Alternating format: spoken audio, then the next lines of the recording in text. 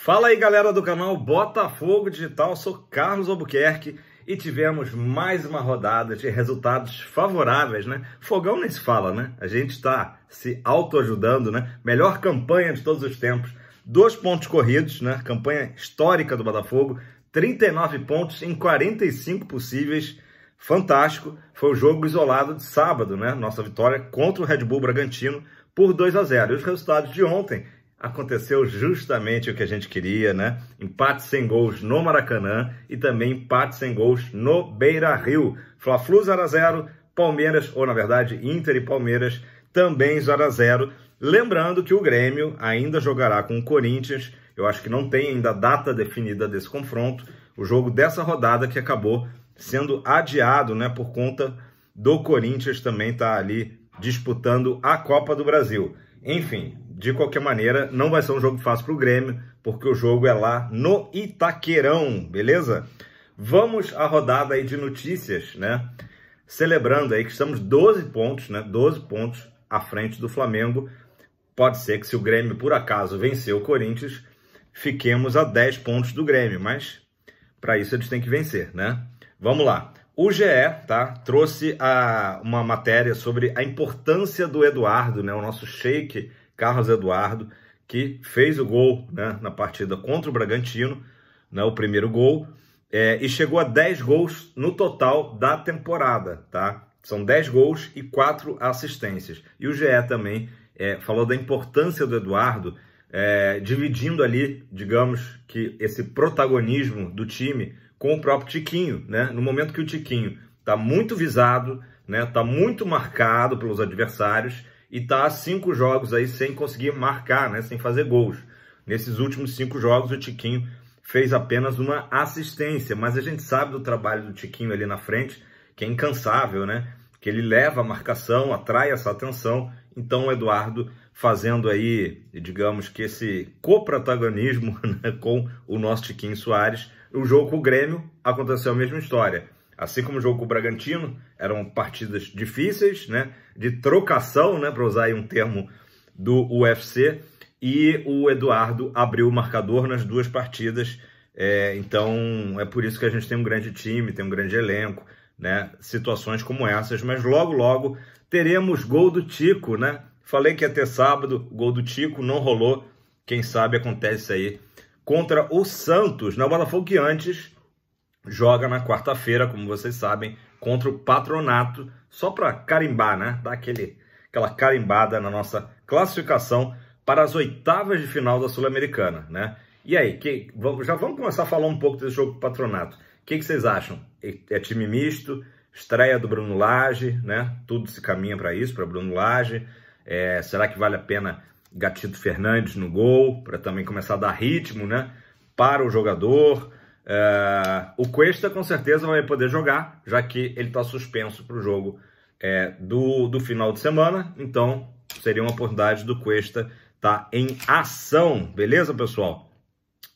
Ainda segundo o GE, um dado interessante falando de goleiro, né, falando de Gatito, vamos falar do Lucas Perry, né? Precisamos falar de Lucas Perry, goleiraço, aço, e que completou agora no sábado 705 minutos sem tomar gol. Isso mesmo. Vocês vão lembrar que lá na primeira rodada do Brasileirão, Botafogo atuando no Nilton Santos, tomou um gol do Caleri do São Paulo ali aos 15 minutos do primeiro tempo. E de lá para cá, totalmente invicto o nosso Fogão, o nosso Lucas Perry, sem tomar gols, que continue assim por muito tempo, né? Um goleirão que cresce ali na frente dos atacantes. Foi assim no sábado contra o Red Bull, né? Antes do nosso primeiro gol ali, questão de 1 minuto antes, ele fez mais um milagre. São Lucas Perry, né? Enfim, falando do São Paulo, acabei de comentar aqui do gol do Caleri. Na primeira rodada, vocês lembram que era o Rogério Ceni ainda o técnico. Depois o São Paulo trocou de técnico, entrou o Dorival Júnior, que, parêntese, né, para muita gente deveria ser esse técnico de transição, né, da seleção brasileira para a possível chegada, a iminente chegada do Ancelotti, né? Acabou sendo escolhido o Fernando Diniz, mas comenta aí embaixo a sua opinião se o Dorival merecia essa chance, né? Eu acho que o Dorival, além de ser um grande técnico, né, já mostrou isso em vários trabalhos, agora no São Paulo, mais uma vez, ele é um cara menos polêmico que o Diniz, né? Acho que o Diniz é um bom técnico, mas ainda tem muita coisa para crescer na carreira e é um cara um pouquinho mais polêmico, né? Talvez para a seleção ter essa transição aí, realmente o nome do Dorival seria um bom nome, né? Enfim, mas aspas para Dorival Júnior, porque no programa da Band, Apito Final, comandado pelo figuraça Neto, o Neto perguntou sobre a opinião do Dorival sobre o Botafogo, sobre o líder do campeonato, né? E aspas para Dorival Júnior: time de muita força, aliada com boa técnica e posicionamento perfeito. Palavras do Dorival. Ainda completou, hein? O trabalho deles de recuperação, tá? É impressionante. Um perde e pressiona, aquela coisa, perdeu a bola e já em seguida corre para recuperar, né? Um perde e pressiona muito bom, disse aí o comandante do Tricolor do Morumbi. De quebra ainda elogiou o Tiquinho, né? Das qualidades do Tiquinho. Tiquinho Soares, que aliás, pelo terceiro mês consecutivo foi eleito o melhor jogador do campeonato, né? Melhor jogador do campeonato. Tiquinho Soares voando, né? E essa mini seca de gols aí logo acaba, como eu disse no início, né? Ele está sendo muito marcado, muito visado, né? As defesas adversárias agora não cochilam mais, porém ele é um jogador de suma importância para o Botafogo, até quando ele não marca. É um jogador muito inteligente, né? Isso, inclusive, o Dorival destacou. Falando de técnicos, o nosso técnico interino, Cláudio Caçapa, se despediu do Botafogo, né, na coletiva de imprensa pós-jogo, fez também uma postagem no Instagram super legal, um texto emocionante, né, falando desse período aí, curto período, né, que ele ficou à frente do Botafogo, mas tão impactante, né? Foram 4 jogos, 8 gols a favor, 0 gols contra, e ele aproveitou também para elogiar muito, né, o Lúcio Flávio, que muitas vezes, né, já foi criticado pela torcida. Ele elogiou muito o Lúcio Flávio, disse que é uma amizade que ele vai levar para a vida toda, pela humildade mesmo do Lúcio Flávio e pelo dedo do Lúcio Flávio em situações como lançar o Carlos Alberto contra o Vasco, né, que foi o Lúcio Flávio que disse, ó, bota o menino que é um bom jogo para ele, né, o resto vocês já sabem. Enfim, e o Caçapa também, nessa despedida aí, até emocionante, né, ele já falou do Bruno Lage, né, próximo técnico.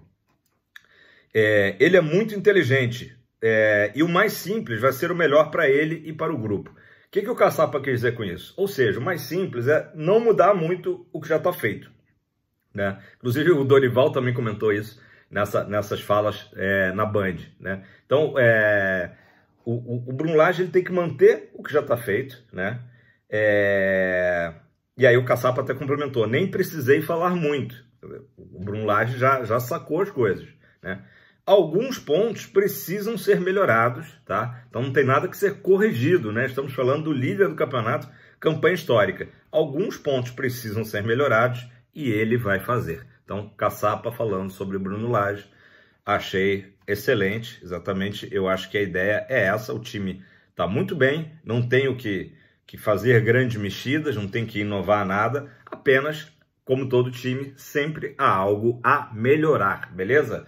Galera, vou fechar aqui com o assunto principal aí do domingo, que foi o jornalista Vene Casagrande, tá, do Dia. Ele falou de uma nova proposta do Nottingham Forest da Inglaterra pelo Matheus Nascimento.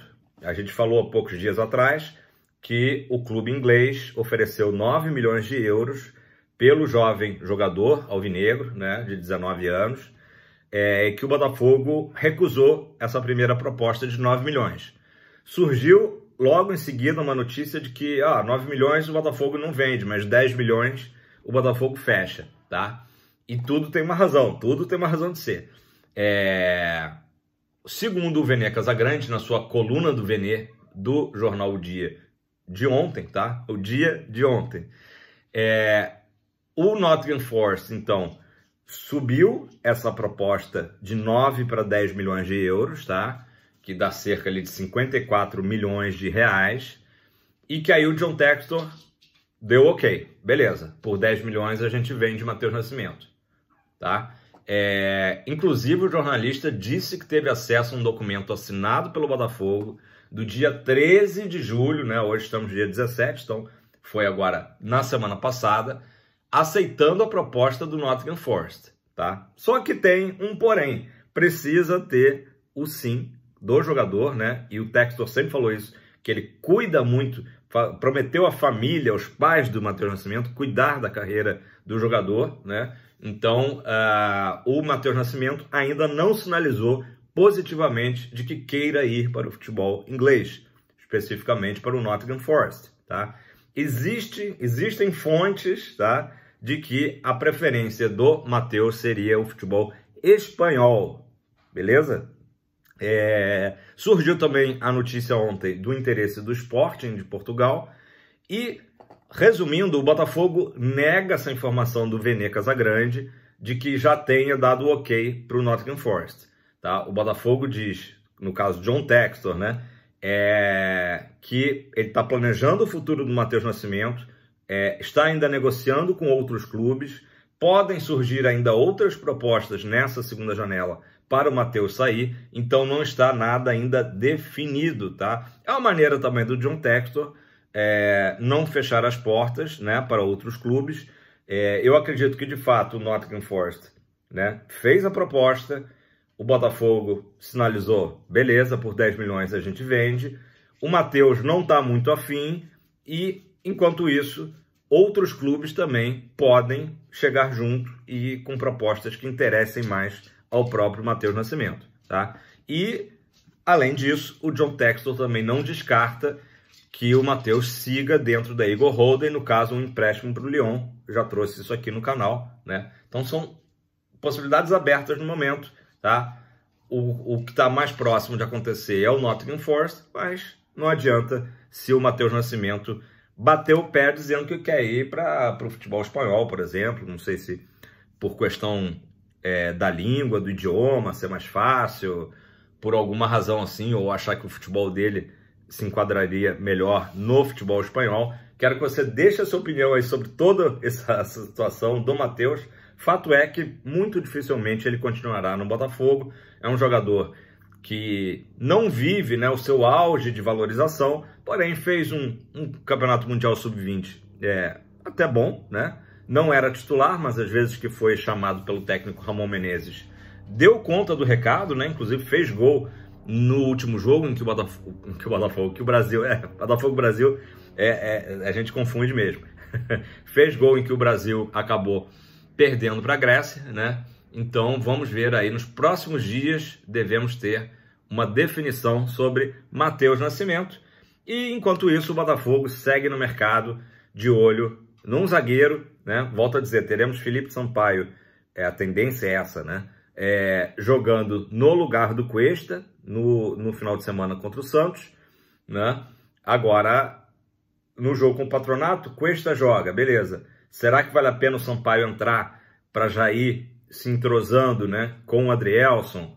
Ou também é arriscado ter algum tipo de lesão e aí a gente vai ficar sem zagueiro nenhum, já que o Luiz Segovia está se transferindo para o futebol belga. Beleza, pessoal? Então é isso, segunda-feira, Botafogo mais líder do que nunca, resultados nos ajudando, tudo acontecendo positivamente e uma grande semana para todos. Eu volto a qualquer momento com notícias sobre o nosso fogão. Para cima, valeu!